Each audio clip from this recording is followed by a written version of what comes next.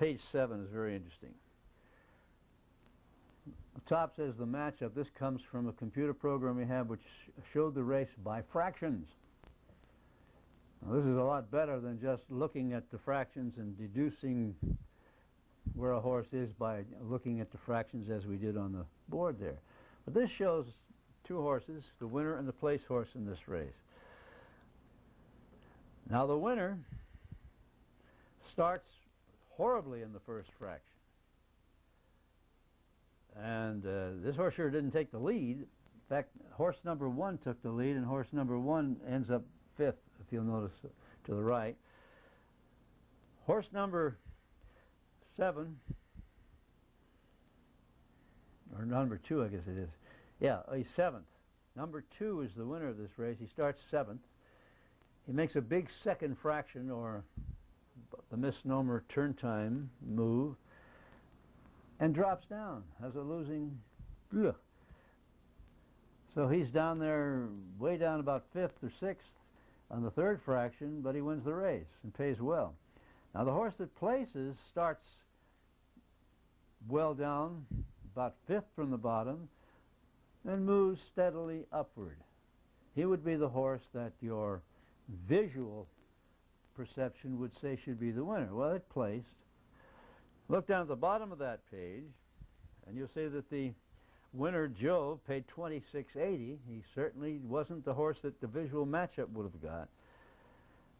$26.80 to win, $10.60 to place, $6.40 to show, and the horse that looked like it should be the winner by your visual matchup came in second. Mr. Frank paid $4.80 to place and $4.40 to show. Well, a lot of people think that $4.80 to place is a good bet. The only problem is that the person who uses this visual procedure seldom, if ever, bets to place, so it was a total loss.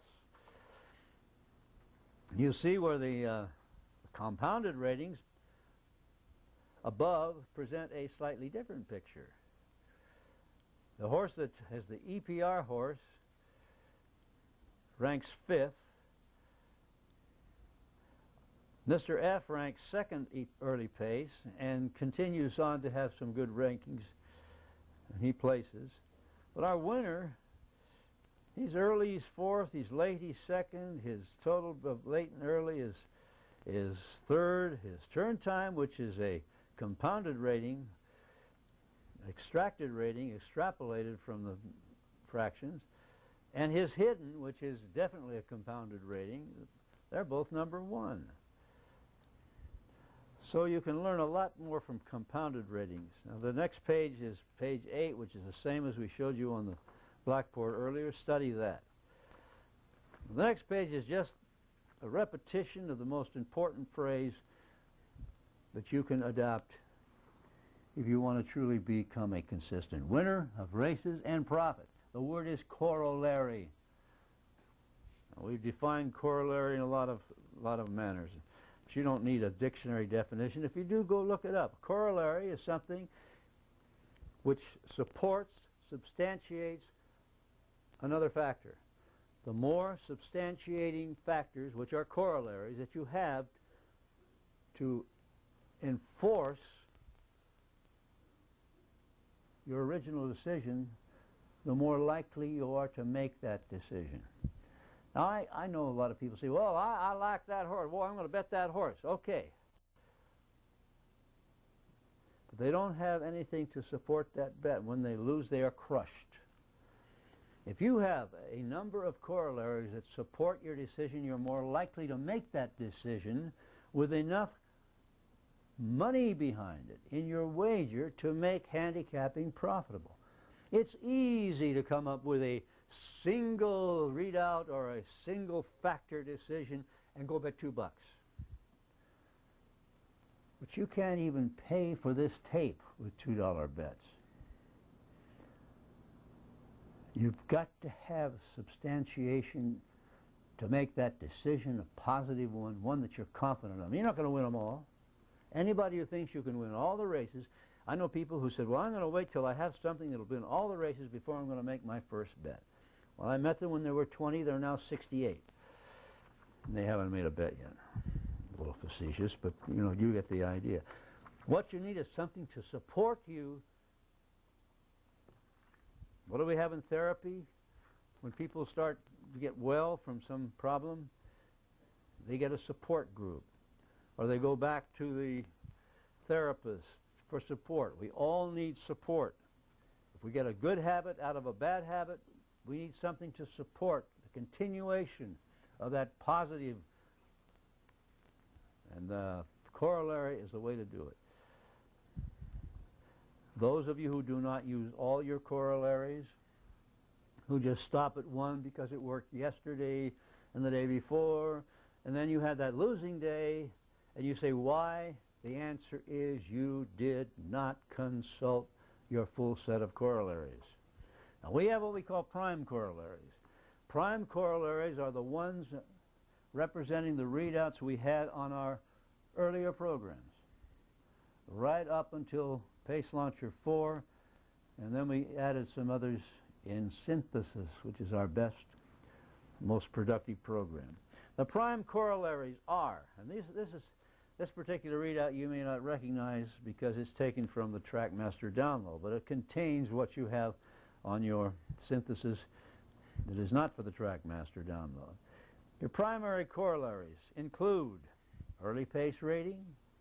Everyone knows what that is. Late pace rating, CP, composite pace rating. Put an R under that.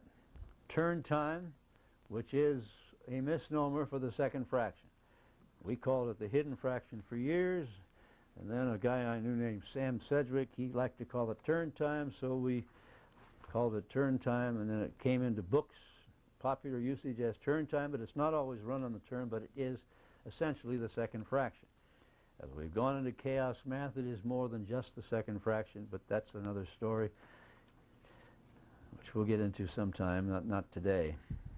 Hidden energy, quite important.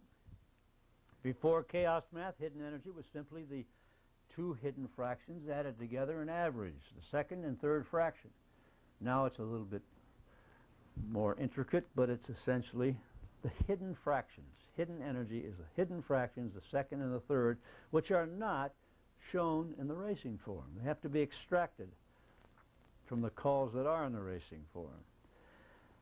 Factor W was once, W stood for win. It was once our most powerful rating back in the days of phase 3.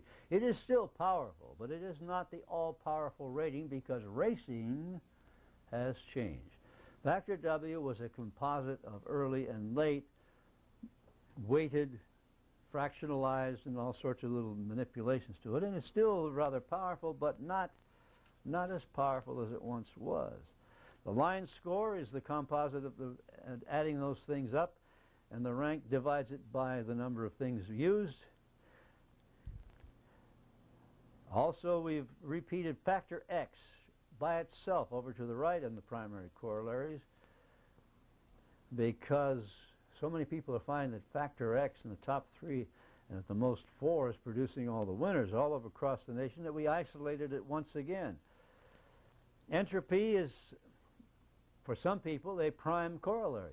Sam Water, for instance, it was one of the most important in his mind. To some people, it is a secondary corollary or a supplemental corollary. But it's here. TS, once I think people used it as true speed, just meaning the time of the race divided by the feet of the race divided by the time of the race, which gave a feet per second record of total speed, which is nothing more than final time. We call that total speed now, not true speed. Total speed has a lot of fractional weightings and other factors from chaos math that makes it an even more supportive readout than just plain old final time. TPP. This is a vital readout. Means total pace potential. Now